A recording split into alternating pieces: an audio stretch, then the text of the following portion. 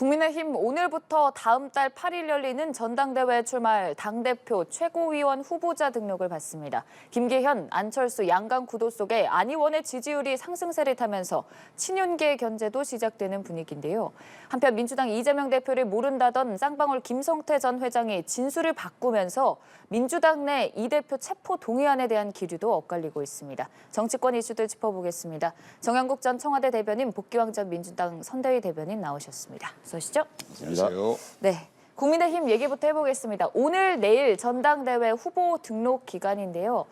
일단 지금까지 추려진 바로는 출마할 후보들 누구누구가 있습니까? 예, 이제 양강 구도를 형성하고 있는 김기현, 안철수, 그리고 이제 윤상현, 조경태, 황교안 이런 가운데서 이제 천하람, 강신업 씨도 있긴 네. 합니다. 그래서 7명 정도가 되는데 천하람 씨가 내일 등록을 한다 그러면은 어떤 변수로 작용할지가 좀 관심사가 되는 것이죠. 네. 이제 청년의 대표 주자가 될 수 있는 부분이 있고 해서 아마 5일이 이제 예비 후보자를 추리는 이제 예비 경선 후보가 저를 추리는 이제 날짜가 되는데 예비 경선을 통과해서 본 경선에 올라간다고 하면은 천하람 씨가 좀 변수가 될 수 있는 부분이 되지 않을까 하는 생각을 해봅니다.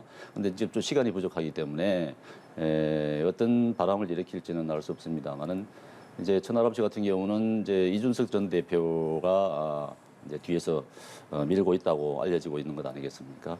그렇게 되면은 이준석 대표가 이제 또 2월 한 달 동안에 출판 기념회를 또 예고하고 있고 책을 낸다고 하지 않습니까? 그랬을 때 많은 얘기들을 쏟아낼 텐데 만약에 천하람 씨가 본선에 올라가게 된다면 네 명 가운데 한 명이 된다 그러면은 변수가 될 수 있고 또 흥행의 요소가 될 수 있을 것이다 이렇게 생각이 됩니다. 어쨌든 이제 본선에 올라가야 되는 부분인데 그것은 좀 지켜봐야 될 것 같습니다. 네, 국민의힘 전당대회 이번 룰 자체가 컷오프, 그러니까 총 4명의 후보만이 본 경선에 진출하게 되는데 앞서서 대변인께서는 천하람 후보가 이 본 경선에 올라가게 되면 변수 중 하나로 작용할 수 있다는 점을 짚어주셨고요. 그렇다면 복귀왕 대변인께서는 그 4명의 후보 누가 될 거라고 좀 예상을 하세요? 뭐 국민의힘 사정에 제가 밝지는 않아서 다만 컷오프 될 사람을 순서대로 해보면 네. 지금 강신업 씨는 상식적으로 컷오프 되는 게 맞다라고 국민의힘 내에서도 생각을 할 것이고 그다음에 조경태 의원은 민주당에 있다가 그쪽으로 당적으로 옮긴 사람이지 않습니까? 민주당에 있을 때는 험지 부산에서 당선된 굉장히 소중한 자원이었지만 뭐 지금 국민의힘에서는 뭐 그런 그 취급을 못 받고 있는 것 같습니다. 그래서 조경태 의원 떨어질 것 같고 그 다음이 이제 황교안, 윤상현 이 두 분 중에서 누가 남을 것이냐 아니면 둘 다 올라갈 것이냐 마지막으로는 천하람 이렇게 되는데 네. 컷오프를 전 당원이 하는 게 아니지 않습니까? 그렇죠. 민주당 같은 경우는 이제 중앙위원들이 컷오프를 하고 마찬가지로 중앙위원과 비슷한 다른 국민의힘에는 다른 명칭이 있던데 그 내에서 컷오프를 한다라고 하면 사실상 천하람 씨가 설 수 있는 자리가 별로 없습니다. 오히려 황교안, 윤상현 씨 같은 경우는 그 중앙위원 역할을 한 컷오프 역할을 하는 뭐 저 지역위원장이라든지 의원이라든지 주요 당직을 맡고 있는 이런 분들과의 관계가 윤상현, 황교안에 비해서 많이 밀릴 수 있고 그리고 이번에 전당대회를 준비하면서 과거 이준석계로 들어왔던 분들은 많이 이렇게 그 솎아냈기 때문에 저는 상대적으로 천하람 씨가 예비 경선을 통과하기가 굉장히 어려운 것 아닌가 이렇게 전망하고 있습니다. 네.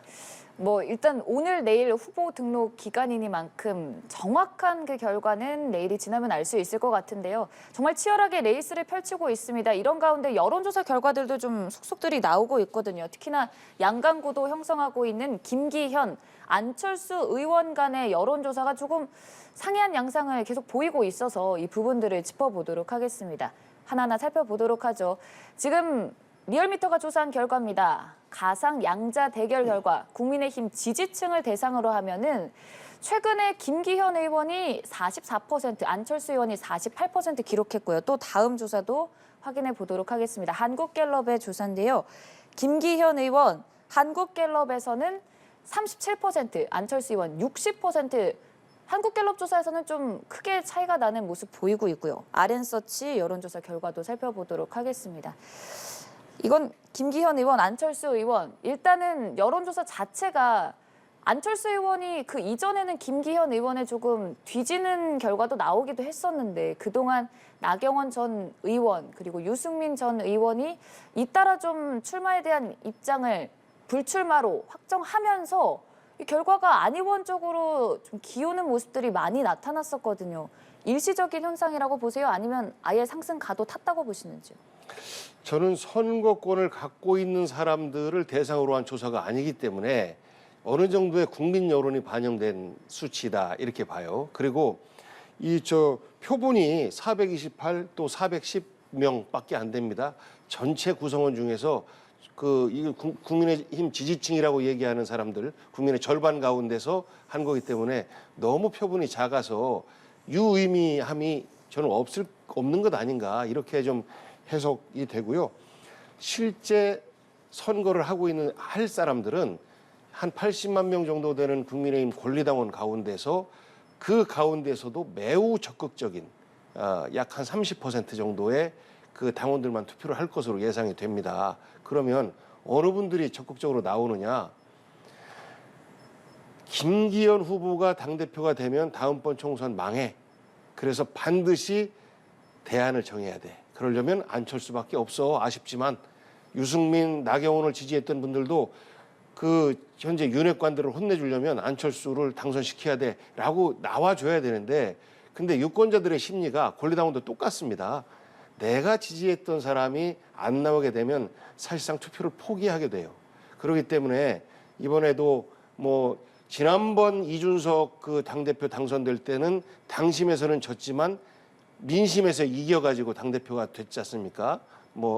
정말 큰 변화를 만들어낸 건데 이번에는 민심이 들어올 여지가 없고 매우 적극적인 당원 그 가운데서 윤석열 대통령이 4년 이상 임기가 남았는데 어떻게 하면 여당을 안정적으로 운영할 것이냐라는 데 동의하는 전통적이고 적극적 당원 그리고 의원과 당원들의 일종의 오더가 내려갑니다. 이 오더가 전달될 수 있는 당원들 이 분들이 그 투표에 참여하기 때문에 저는 이번에 여론조사에 나온 결과와 실제 그 투표의 결과는 많이 다를 수밖에 없다라고 생각이 돼요. 그리고 이 권리당원들을 상대로 한 여론조사는 현재 하기가 어려운 거 아니겠습니까? 불가능하고 그렇기 때문에 지금 이 국민의힘 지지층들을 대상으로 한 이 여론조사는 국민 여론과 거의 비슷하다. 이런 것처럼 사실 룰을 바꿔가면서 유승민 의원의 그 출마를 차단시키고 그다음에 당선 가능성이 가장 높았던 나경원 의원에 대해서는 당신은 불편하니까 나오지 마라고 하면서 사실상 완력으로 출마를 포기시키고 했던 것 아니겠습니까? 이런 것들을 바라보는 국민의 판단과 시각이 이 여론조사에 남아있는 것이고 하지만 그럼에도 불구하고 지금 윤핵관들이 너무 적극적으로 김기현 의원을 당선시키기 위해서 뛰고 있지 않습니까? 결과는 그대로 나오게 될 것이다. 그런데 만약에 그 결과가 뒤집어진다. 안철수 의원이 당선이 되게 된다라고 했을 때는 저는 국민의힘 지지층 내에서의 윤석열 대통령 거의 탄핵에 가까운 이런 결과가 나오는 것이다라고 생각이 돼요. 그래서 그런 것들을 국민의힘 지지층 내에서 잘 알기 때문에 대통령에게 힘을 줘야 된다. 마음에는 안 들지만 이런 결과가 나오지 않을까 이렇게 전망합니다. 네, 앞선 여론조사들은 국민의힘 지지층을 대상으로 조사를 한 것이기 때문에 일반 여론에 비슷한 추이를 보이는 것이고 실제 투표는 100% 당원 투표이기 때문에 좀 결과가 상이할 것이라는 점에서 김기현 의원으로 갈 수 있는 가능성에 대해 좀 힘을 실어주셨는데요. 비슷한 생각이세요? 네, 저도 비슷한 생각입니다. 지금 나오는 여론조사는 말씀하신 대로 거의 국민 여론조사랑 거의 마찬가지라고 봅니다. 지금 이제 국민의힘 지지층을 대상으로 하는 것 아니겠습니까?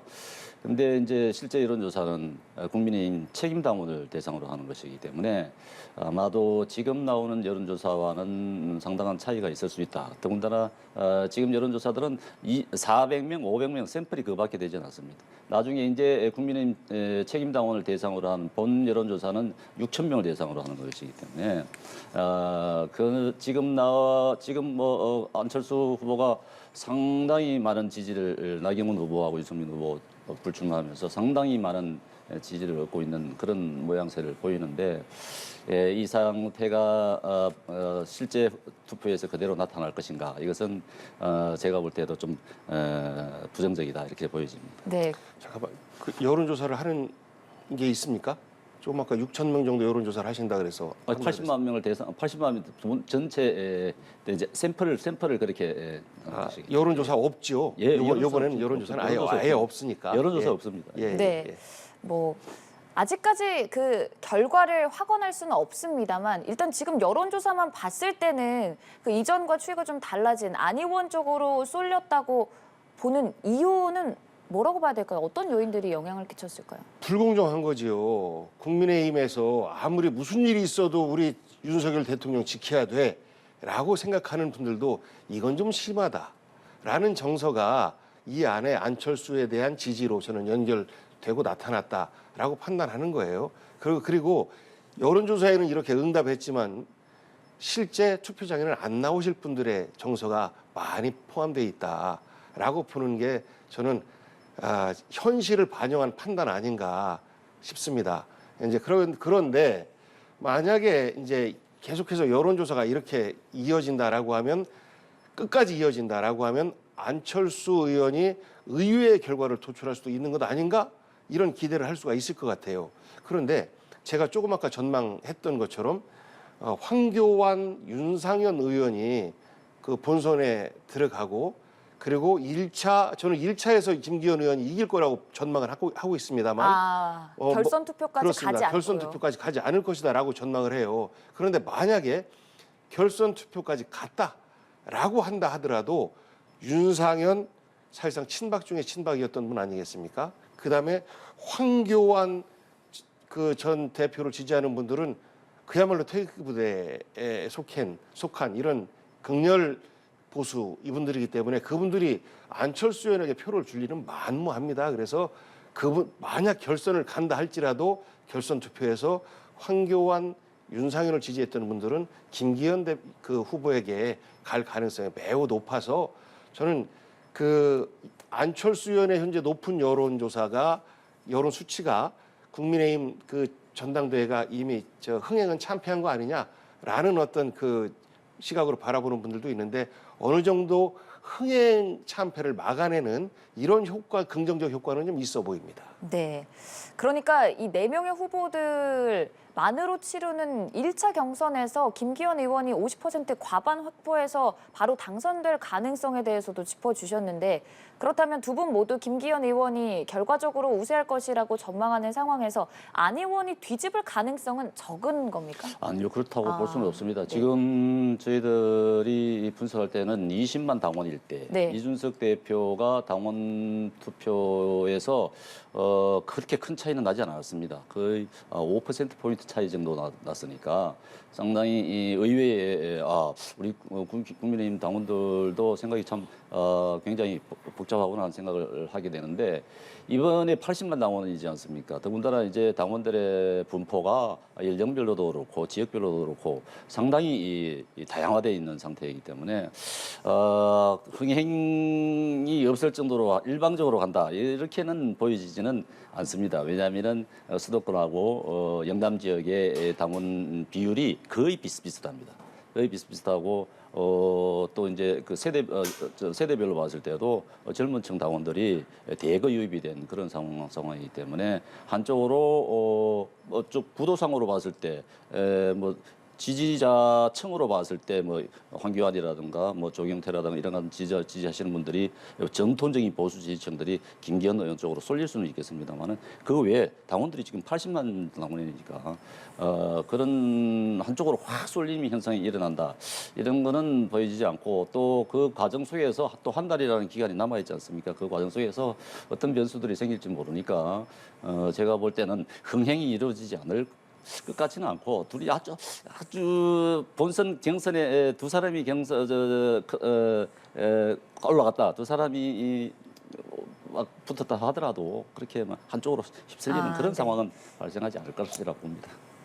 이제 전망의 차이인데 그 안철수 의원이 어떤 부분이 또 불리하냐면 이준석 대표가 적극적으로 활동을 해서 이준석 대표를 보고 들어왔던 당원들 이분들이 아마 안철수 의원을 지지하지 않을까라는 이런 전망들도 하고 있는 거 아니겠습니까? 그런데 이준석 대표가 공식적으로 페이스북에 올렸어요.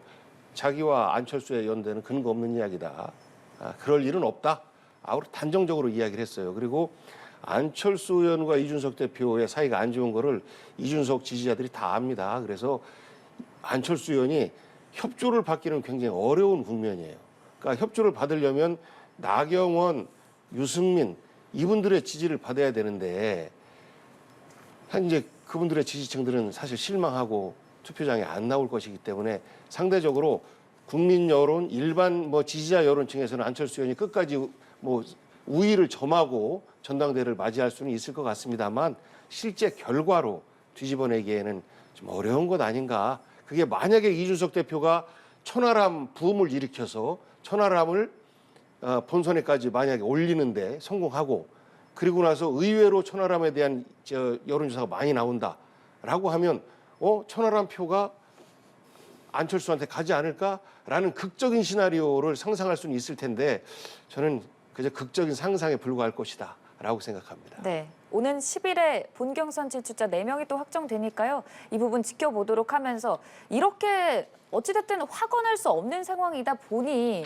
양강 구도를 형성하고 있는 김기현, 안철수 의원 간의 신경전도 거세지는데 안 의원이 윤심과 관련해서 장제원 의원과 통화를 했는데 윤심이 사실과 다를 수도 있다라고 말한 것에 대해 다시금 장제원 의원이 사실이 아니다라고 했습니다. 진짜 사실은 뭔 걸까요? 진짜 사실은 다 나타났지 않습니까?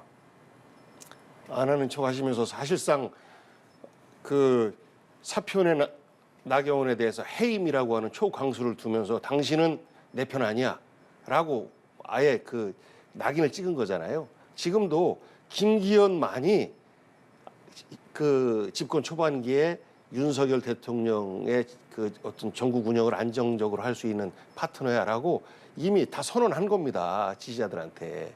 그런데 안철수 의원은 나름대로 자기 지분을 주장할 수 있죠. 내가 후보 단일화 통해서 이 정권 창출의 1등 공신이다라고 주장을 하고 그러기 때문에 나는 뭐 손흥민과 그 파트너 그 누굽니까 뭐 그런 역할까지 이제 비유를 하면서 이야기하니까 여기에다가 이철규 의원까지도 딱 그 가세해서 가짜다. 윤심 팔지 마라라고 공격을 했어요. 이게 굉장히 큰 파장이 있는 거거든요. 장제원 의원에 대해서는 너무 호가호위하는 거 아니냐라는 부정적 인식이 좀 있을 수 있어요. 그렇기 때문에 김영우 의원이 둘 간의 통화를 가지고 김장연대 균열이 있다라고 이제 주장을 하고 여기에 대해서 장제원 의원은 너무 욕하지 말라는 전화였었다라고 진화하는데 장제원 의원의 약간 그런 불신을 받고 있는 이런 측면에 이철규 의원이 가세해가지고 메꿔준 거예요. 아닙니다. 윤석열 대통령의 마음은 김기현한테 가했습니다. 라고 확인을 시켜준 거예요. 그래서 그 대통령의 마음, 대통령실의 마음은 이미 김기현에게 분명히 가 있는데 문제는 국민의힘 지지자들이 불안한 거죠. 김기현 얼굴로 다음번 총선을 치르기에는 과연 중도층들이 동의할까? 그리고 이렇게까지 대통령이 그 여당의 전당대회에 노골적으로 개입을 해서 개입한 대로 만들어진다라고 하면 당장 여와 그 정 이 관계는 좋을지 모르겠습니다만 국민들이 볼 때는 불편할 수밖에 없는 겁니다. 그래서 네. 그런 걱정들이 반영되고 있는 것이고 대통령의 마음은 변하지 않고 김기현이다라는 것들이 이철규 의원의 참전을 통해서 확인이 되는 것 같아요. 사실 안철수 의원은 출마할 때도 나는 친윤이다 좀 대대적으로 했던 사람인데 이렇게 다른 의원들이 나서서 안 의원을 좀 배척하는 양상을 보이는 이유는 뭘까요? 인수위원장까지 하셨는데 뭐 반윤이라 할 수 없는 것 아니겠습니까?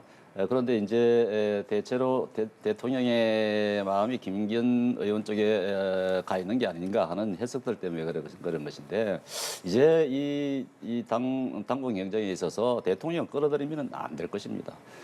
지금 뭐 그 과정에서 앞서서 뭐 나경원 문제에 있어서라든가 일정 부분에 있어서 부정적인 면들이 드러나서 국민들이 상당히 불안해하고 있고 당원들도 좀 뭐 맞떡차리는 모습으로 보여지는 측면이 있기 때문에 이제 우리가 지금 당권 경쟁이 문제가 아니에요. 총선이 문제인 것이죠. 이 총선 당 내에서 이 지금 행사를 가지고 이 총선에 영향을 미친다 그러면은 이거는 오히려 더 손해를 많이 보는 그런 상황이 펼쳐지기 때문에 국민들이 지켜보고 있는 것 아니겠습니까? 그렇기 때문에 당권 경쟁에 있어서 대통령 끌어들여가지고 계속 윤심 경쟁만 벌인다. 이거는 결코 바람직하지 않은 것이죠. 지금 안철수 의원도 그렇고 김기현 의원도 그렇고 지금 윤심 경쟁을 어느 정도 자제하려고 하는 모습들을 보이는 게 이제 장제원 의원도 마찬가지입니다. 장제원 의원 끌어들이지 않으려고 계속 이제 밀쳐내는 그런 모습들인데 지금 앞으로도 당장 이제 한 달 내내 윤심 경쟁으로 이어지는 그런 상황이 펼쳐지면은 안 될 것입니다. 아마 다들 우리 당권 경쟁 주자들도 다 그렇게 인식을 하고 있기 때문에 아마 이제는 좀 자제를 하고 정책 경쟁으로 가지 않을까 싶습니다. 그러니까 이제 뭐 그렇게 기대를 하고 계실 텐데요. 그것이 불가능한 것이 이번 국민의힘 전당대회 유권자는 일반 국민이 아니고요.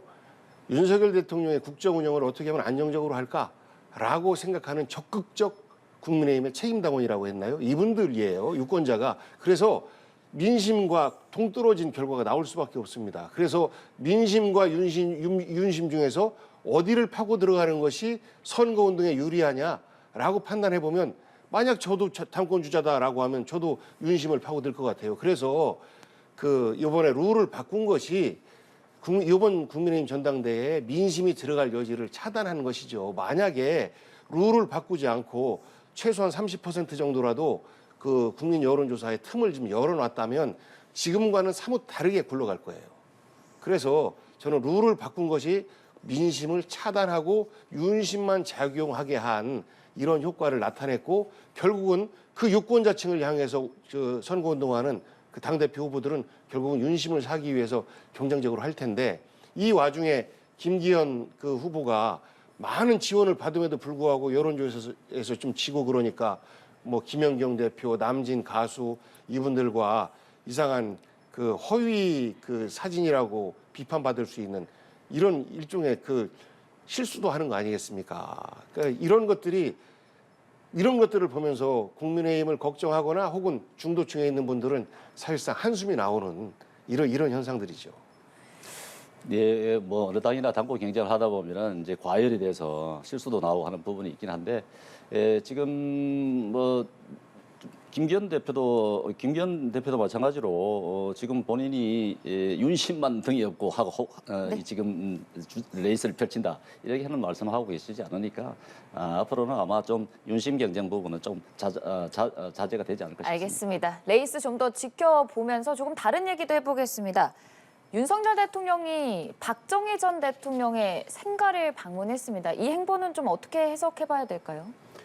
네, 군무공대를 방문하지 않았습니까? 박정희 대통령 때 이제 세운 학교고 지금 뭐 박정희 대통령은 우리나라 경제의 기반을 완전히 올려놓은 경제를 살려놓으신 대통령이기 때문에 상당한 의미가 있다고 봅니다. 더군다나 지금 경제적으로 우리가 굉장히 어려운 상황 아니겠습니까?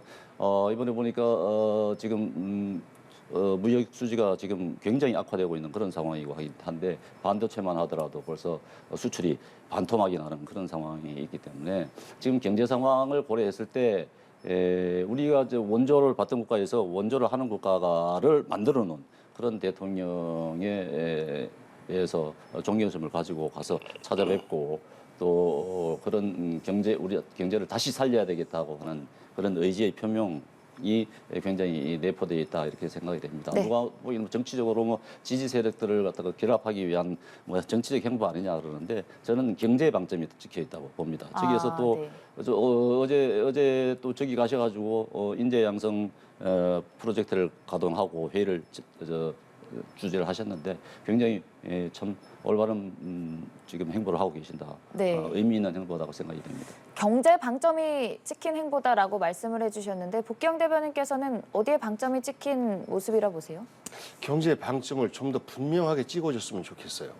그러니까 무역 수지 적자, 경상 수지 적자 이것이 YS 때 나타났던 모습들이고 이것 때문에 많은 걱정들 했었는데 결국은 이것이 IMF로 연결돼 있었거든요. 그 이후로 그 미국의 금융위기 때 잠시 흔들렸지만 우리는 큰 여파는 없었습니다. 그 다음에 지금 나타나고 있어요.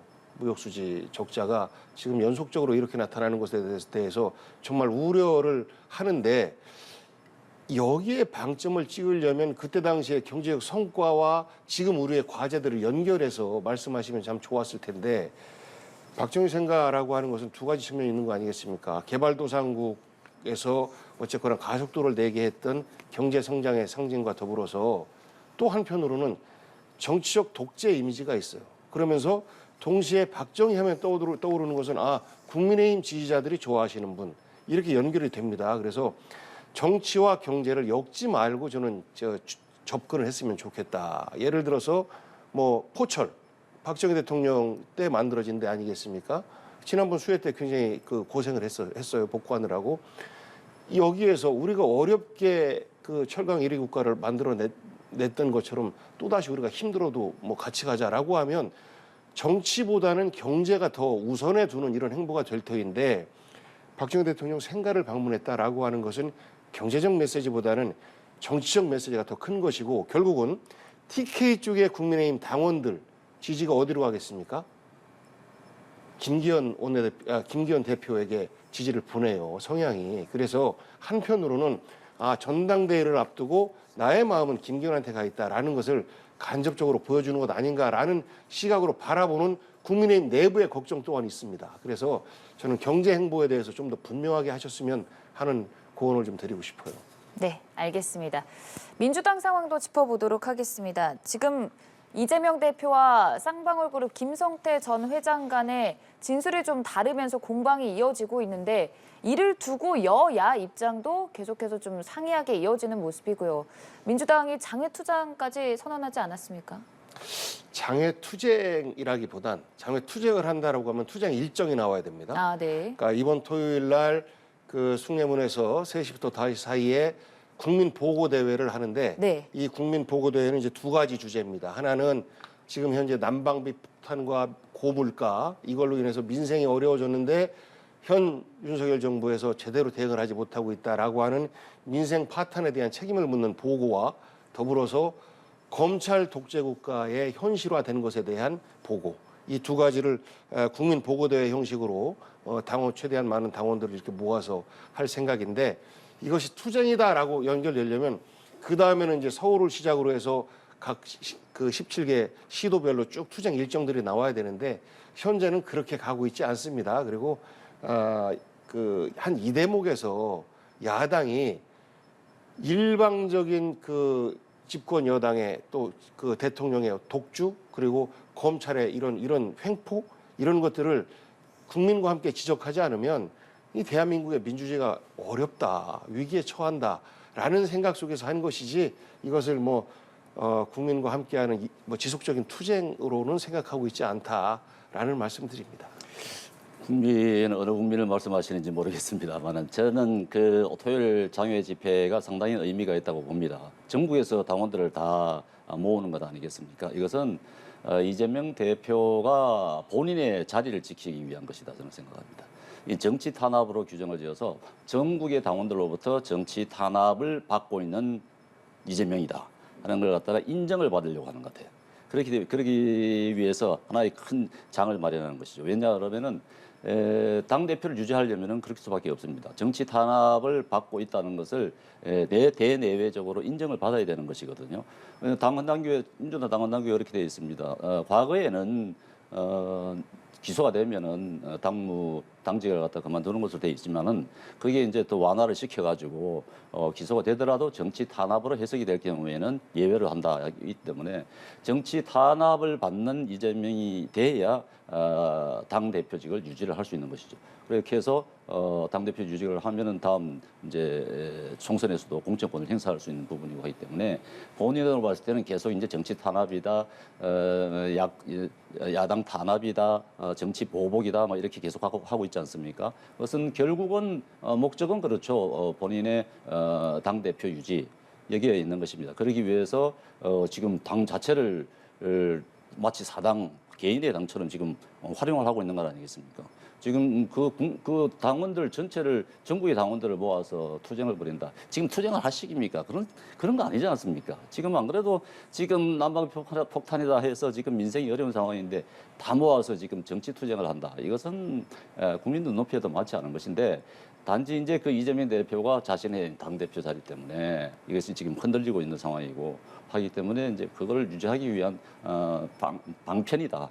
그런 생각으로 저는. 네, 민주당의 당원 80조 1항이 당대표가 기소가 될 시에 이 대표직을 상실한다. 그리고 그 다음 3항이 정치 탄압을 받을 시에는 예외로 둔다라는 이 조항에 맞게 움직임을 하는 것이 아니냐는 말씀을 해주셨는데 당내 분위기는 어떻습니까? 그 부분 좀 더 정확히 말씀드리면 그래요. 1항 그러니까 막 기소 시 당무정지 모든 당직자에 다 대상됩니다. 그 전에는 다만 정치 보복이나 정치 탄압의 어떤 성격이 있을 때는 윤리심판원에서 그것을 해석하게끔 했던 것을 윤리심판원이 아닌 당무위원회에서 판단하게끔 한 겁니다. 왜냐하면 정치라고 하는 부분은 윤리심판원은 나름대로 이제 법조인들 중심으로 이렇게 이제 구성이 돼 있고 그리고 아무래도 당대표가 구성을 하는 거 아니겠습니까?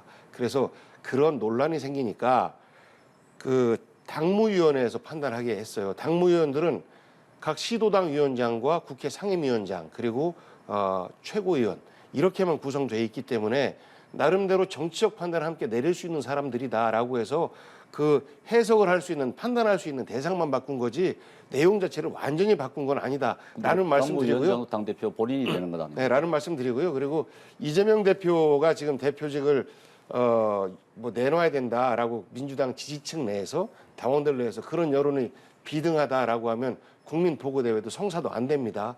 참석을 안 하거든요.